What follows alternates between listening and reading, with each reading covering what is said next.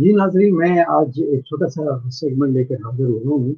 आज 19 मई 2021 है और बुध का दिन है और आज एक डिस्कशन हुई है फ़लस्तीन के हवाले से यूके पार्लियामेंट में और उसमें जो आंसर एंड क्वेश्चन सेशन था, जो यहाँ के मिनिस्टर हैं Middle East and North Africa के James Spencer Cleverly member parliament है और इनका नाम आपने सुन लिया और ये एमपी हैं ब्रेन ट्री की तरफ से और वहाँ से 2015 से लेकर अभी तक वो मेंबर पार्लियामेंट है।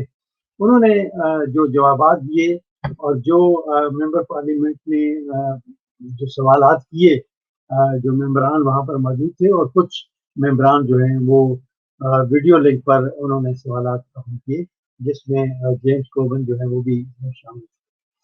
बहरहाल मैं आपको लिए चलता हूँ आज यूके जो पार्लियामेंट है उसमें जो डिस्कशन हुई है क्वेश्चन आंसर, उसकी वजह यह है कि ज़्यादातर पार्लियामेंट जो है पार्लियामेंटेरियन जो हैं वो इजराइल के हक में हैं और बहुत कम आपको नज़र आएंगे जो फ़लस्तीन के हक में हैं और ये इनका एक मौक़िफ़ है कि टू स्टेट जो है वो होना चाहिए फ़लस्तीन और इजराइल का, लेकिन इस पर ये काम नहीं करते।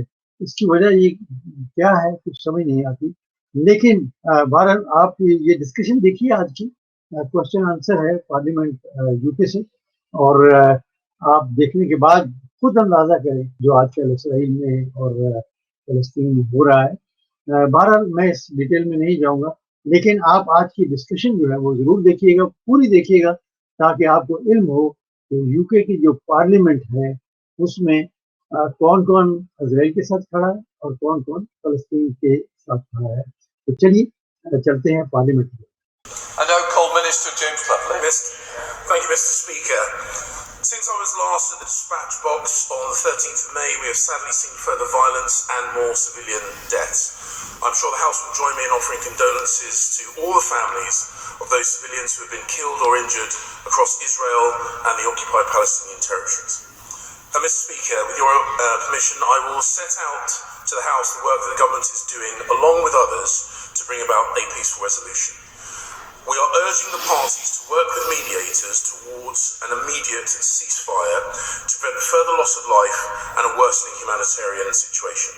We are supporting United Nations, Egyptian and Qatari efforts to that end, and we work closely with the United States. We're also prioritising our own diplomatic efforts through both bilateral and multilateral channels. The Foreign Secretary and I, with the support of our diplomats on the ground, have been working to progress the conditions needed for an immediate ceasefire. The Foreign Secretary has spoken in recent days with the Israeli Foreign Minister and the Palestinian Prime Minister, where he reinforced our clear message of de-escalation and our desire to work together to end the violence. I delivered similar messages to the Israeli ambassador and the Palestinian head mission in London. We've also engaged regional partners at ministerial level.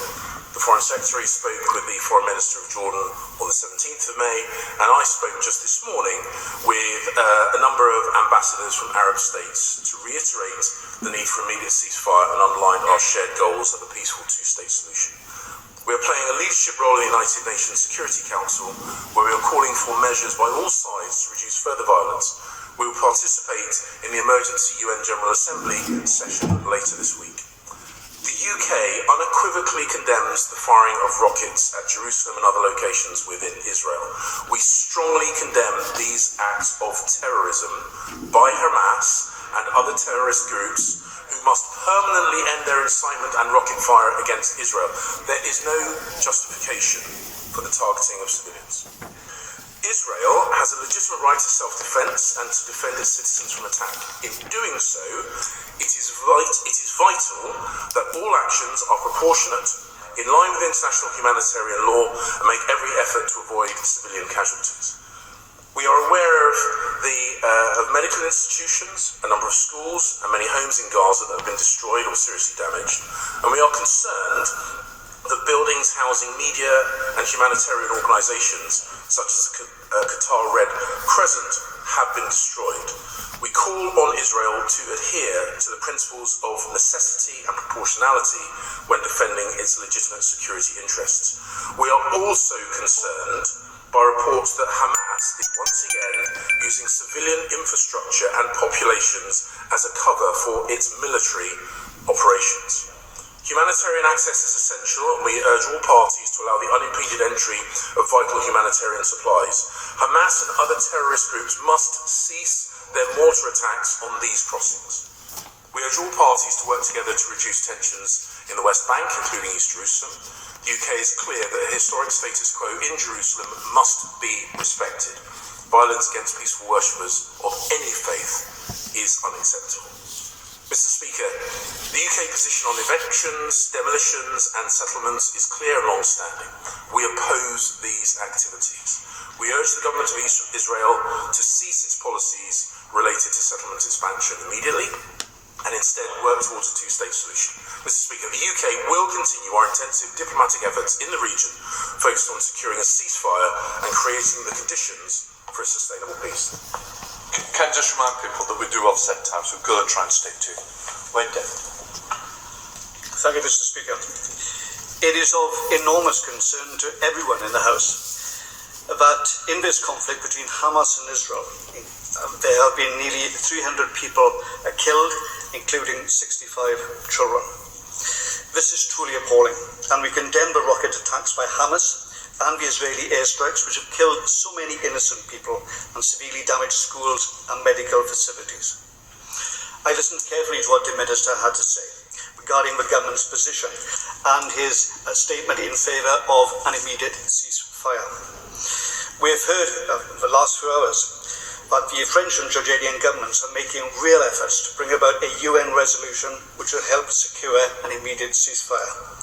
We have heard that there have been discussions with the Egyptians and the Germans.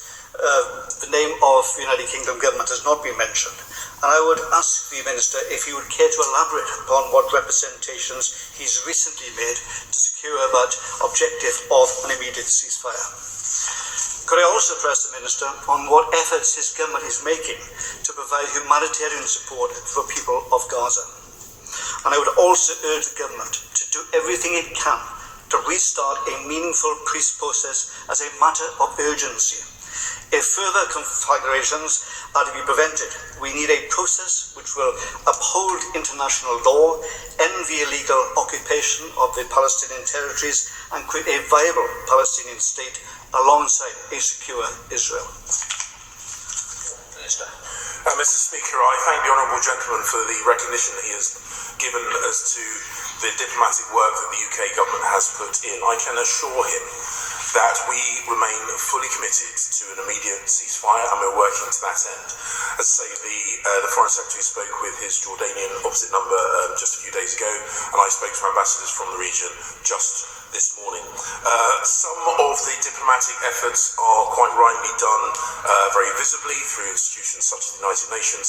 Some are, and I'm sure he'll understand why, done perhaps more discreetly and quietly.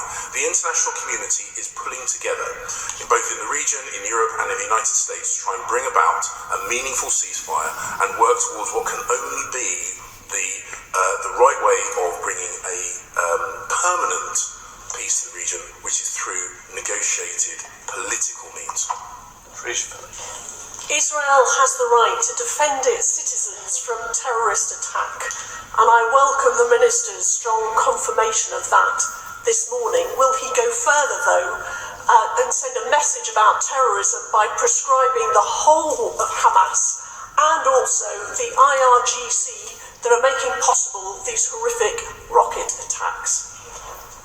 Minister. I thank my right honourable friend for the points that she has made. She will know the military wing of Hamas is internationally recognised as a terrorist organisation, and the entirety of Hamas is on a no-contact. We have a no-contact policy from the UK government. We enjoy a good working relationship with the leadership of the Palestinian Authority. Solutions to this will be done, must be done through negotiated political means rather than through military means. She will also understand that we do not speculate on future prescriptions. We now go to SNP spokesperson Chris Law. Chris. Mr. Speaker, we are witnessing the second week of horrific violence in Israel and Palestine. It's reported that 10 have been killed by Hamas and over 200 have been killed by Israeli airstrikes, including 65 children. The SNP abhors all indiscriminate violence against civilians. So firstly, what further steps can the UK government take in demanding an immediate ceasefire? Mr. Speaker, I'm incredibly proud that last month my city of Dundee voted to recognise Palestine as a nation state. So secondly, will the UK government today commit to recognising Palestine as an equal and independent nation state? The UN Secretary General has accused the Israeli government of acting contrary to their obligations under human rights law. Indeed, Amnesty International have highlighted potential war crimes by both Israel and Hamas. So thirdly, what pressures is the UK government bringing to investigate these shocking breaches? Lastly, Mr. Speaker, UK arms export licences to Israel have increased by over 1,000% in the last 2 years. This is not neutrality. Therefore, finally, will the UK government immediately suspend these exports until they are thoroughly examined? Minister. Mr. Speaker, I would urge the honourable gentleman, for whom I have a huge amount of respect, not to equate the legitimate government of Israel with a terrorist organisation, the military wing of Hamas. As I have said in the dispatch box a number of times, Israel has a right to self-defence, but we've also made it clear that we expect at all times for them to do so in accordance with international humanitarian law and make every effort to minimise civilian casualties. But ultimately, the best way of minimising civilian casualties is to bring this conflict to a conclusion. That is why we are working both with Palestinian leadership, the government of Israel, and our international partners both in the region and further afield to bring a timely end to this conflict, work towards a more permanent ceasefire and ultimately to a peaceful two-state solution. Let's go to Robert Halford. Robert. Thank you, Mr. Speaker. Reports indicate that at least 500 Hamas rockets, 1 in 7 of the total number fired, have exploded within Gaza, and a Palestinian NGO has confirmed that 8 Palestinians were killed last week by a rocket that fell short. Does my right honourable friend agree with me that Hamas rocket fire doesn't just threaten Israelis, it also causes great harm to ordinary Gazans and must be condemned in the strongest possible terms? Would he also acknowledge that far from being able to negotiate with the democratic Palestinian government, Israel is facing existential threats from Hamas and Hezbollah, extreme Islamist terrorist organisations funded and backed by Iran, and that there should be no moral equivalence between democratic Israel and the terrorism of Hamas and Hezbollah? Mr. Speaker, the UK enjoys good relations both with the government of Israel and the Palestinian Authority, and I would urge all members of the House and further afield to recognise that Hamas, which is the military wing of which is recognised as a terrorist organisation, is no friend of the Palestinian people. We will work with the leadership of both the Palestinians and the Israelis alongside our friends and partners internationally to work for peace. Because ultimately, nobody wants to see continued images of fatalities of either Palestinians or Israelis. Let's go to Layla Moran.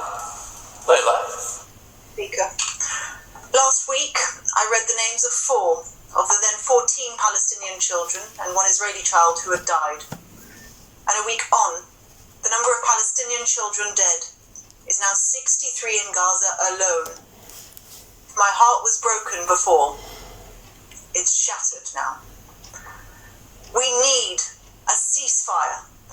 And the UK shouldn't have left it to France to be the main sponsor of a UN resolution calling for it. This government is shirking its historic responsibility, and it is time to step up. So today, I wear my kufiyeh in recognition that if we want lasting peace, we cannot go back to how it was before. The police brutality, the demolitions, and the oppression. We need a peace process that isn't doomed before it begins. So if this government is committed to a lasting peace, then why doesn't it recognise the state of Palestine? Mr. Speaker, I recognise the Honourable Lady's passion for the Palestinian people and her own background, and I completely understand how painful it is for her in particular, but for all of us seeing images of those who have lost their lives. I can assure her that we are working with international partners, both at the United Nations and more broadly, to bring about peace. When I last took the dispatch box in response to her urgent question, I made the point then that the UK was pushing towards a cessation of violence and ceasefire, and we are absolutely committed to a meaningful two-state solution.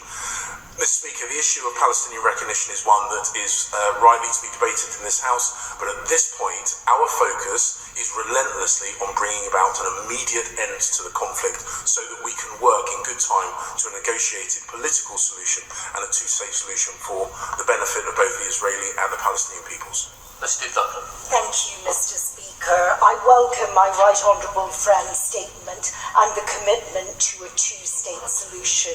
Can my right honourable friend update the House as to what extent we are using our presidency of the G7 to help to broker an international consensus for a ceasefire? I thank the Honourable Lady for her question. We are using all of our diplomatic contacts and our diplomatic leverage.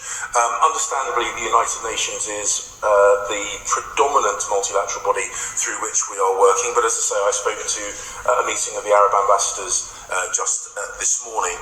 We are ambivalent as to which organisation helps bring about peace, and we'll work with whomever, wherever we feel able to apply positivity. But I can assure her that we will leave no stone unturned in our efforts to bring about an end to this conflict. Dr. Rupa Huck. The sad aftermath of a tragedy where children pulled from the rubble are considered lucky amongst the three-figure death toll is, he said it himself, newly displaced people from their homes, double refugees, destroyed schools, hospitals, cultural centres, all at a time when we're cutting our aid contribution internationally. Would he agree with his two recent predecessors, Alistair Burt and Alan Duncan, that although, he stated it again, UK government policy is against illegal settlements and for a two-state solution, our long-standing lack of proactivity sometimes looks like we don't really mean this, and the only real victor of all this is Netanyahu. Until recently, a caretaker leader of an inconclusive election he's now well cemented himself.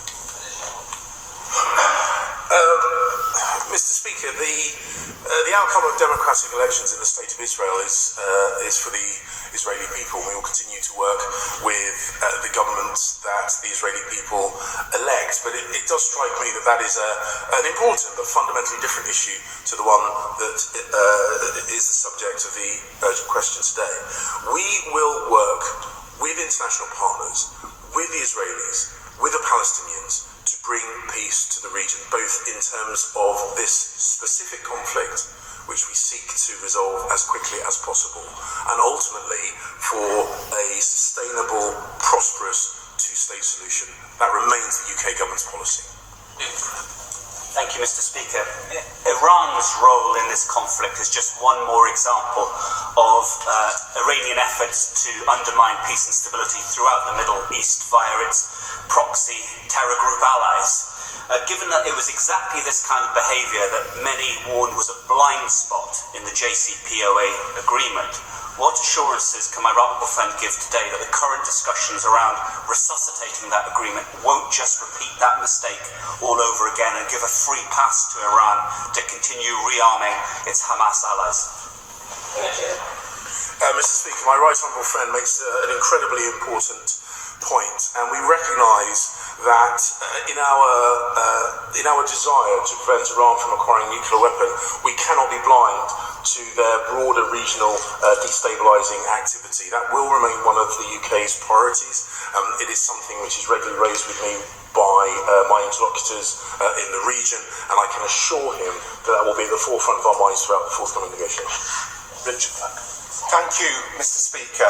How many more Palestinian children have to be killed? How many more Palestinian homes have to be reduced to rubble? How many more Palestinian schools and hospitals have to be bombed before the British government takes the action necessary to finally force the Israeli government to stop its war on the Palestinian people? Surely now is the time for all UK weapons sales to Israel to be stopped. Surely now is the time for sanctions on the Israeli government for its repeated violations of international law. And surely now is the time.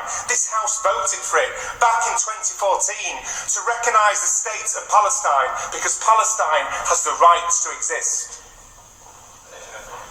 Mr. Speaker, I would remind the honourable gentleman of the sequencing of the events that have unfolded in Gaza in Israel.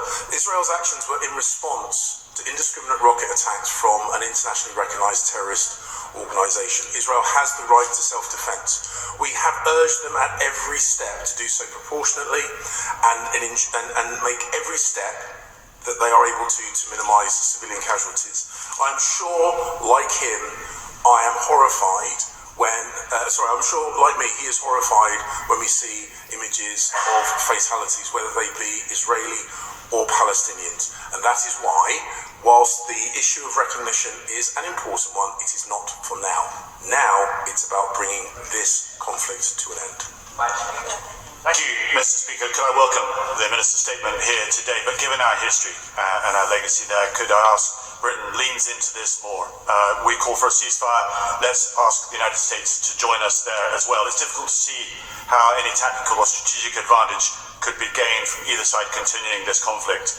But once we get to that ceasefire, of course, those old legacy challenges will remain.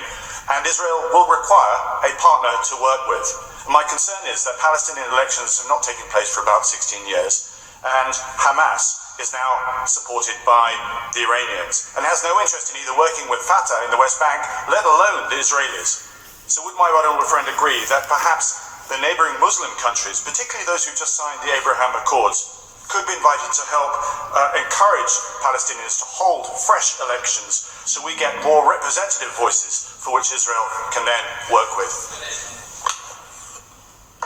Thank you, Mr. Speaker. He makes an incredibly important point. The UK has been fully supportive of elections for the Palestinian Authority, which are now well overdue. We have seen on numerous occasions the Palestinian Authority working and coordinating with the government of Israel, and we are always supportive when that is the case. The actions taken by Hamas are not to the benefit of the Palestinian people. The solution to the conflict, both in the short term and ultimately, will be through a negotiated political solution, and I would urge the Palestinian people to choose leadership who are respected on the international stage and are able to negotiate with international partners. Mr. Speaker, I thank the Minister for his very balanced response to the questions that have been put. The Minister knows that Hamas is trying to make the Palestinian Authority and Mahmoud Abbas redundant, to make him appear relevant, to present themselves as the ultimate defender of Jerusalem and Al-Aqsa. Our own history in this country proves the folly of doing business with terrorists. Will the Minister take the opportunity today to tell Hamas that the British government will never do business with terrorists? Mr. Speaker, he makes the point that the military wing of Hamas is recognised as a terrorist organisation, and ultimately the future of the Palestinian people should lie in the hands of people who are able to negotiate on the international stage, and Hamas is not in a position to credibly do that. Susan. Thank you, Mr. Speaker. I welcome the Prime Minister's call for both sides to step back from the brink and show restraint. Does my right honourable friend agree that continued escalation in the region will only lead to further violence and more deaths, and that both sides need to urgently down their arms? Mr. Speaker, my honourable friend makes absolutely the right point. The images that we've seen of fatalities and injuries are heartbreaking, of both Israelis and Palestinians. We continue to work with international partners to work to peace and an ultimate sustainable two-state solution. Let's go to Jeremy Corbyn. Jeremy. Thank you, Mr. Speaker. The images of death, destruction, and loss of life all over the region are horrific. The targeted bombing that has taken place on buildings in Gaza, the tanks on the West Bank, and the destruction of educational and health facilities is absolutely appalling. Could the Minister explain exactly what is the nature of Britain's military relationship with Israel? What is the nature of that cooperation with Israel? And can he tell the House if any weapons sold by Britain or munitions sold by Britain to Israel have been used to bomb places in Gaza, or if any drone equipment that is supplied by Britain or bought by Britain has been used as a surveillance method on either the West Bank or Gaza that has been followed up by destruction of civilian life and the death of many people, including the tragedy of the death of whole families and children. I think our public need to know exactly what the nature of this military relationship is with Israel. And of course, he quite rightly says, the occupied territories which are occupied by Israel are the places that suffer as a result of this bombardment. Minister. Mr. Speaker, the UK has a robust arms export licensing regime, and all export licenses are assessed in accordance with it. I can assure him that the UK takes its arms export responsibilities very seriously. And I would also remind him that Israel is responding to rockets fired at it from an organisation closely associated with Iran, and we would urge all nations to take their arms export responsibilities as seriously as the UK does. जी, आपने discussion तो देखी, लेकिन आपको अंदाजा हो गया होगा कि यूके जो है वो किसके साथ स्ट्रांगली खड़ा है। गो के एक एमपी जो हैं उन्होंने ये क्वेश्चन रेज किया है कि जो हथियार जो दिए जाते हैं इजराइल को, उसको बैन लगाना चाहिए। लेकिन जो मेजॉरिटी है वो ऐसे ही लगता है कि वो इजराइल के साथ खड़ी है।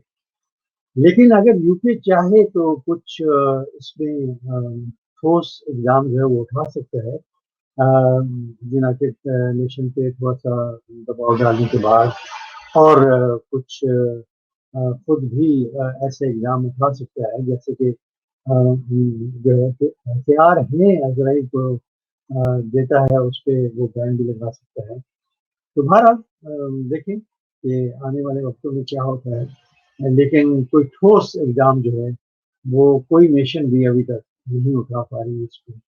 चलिए अगले प्रोग्राम तक मुझे इजाज़त दीजिएगा, दुआ में याद रखिएगा। अल्लाह।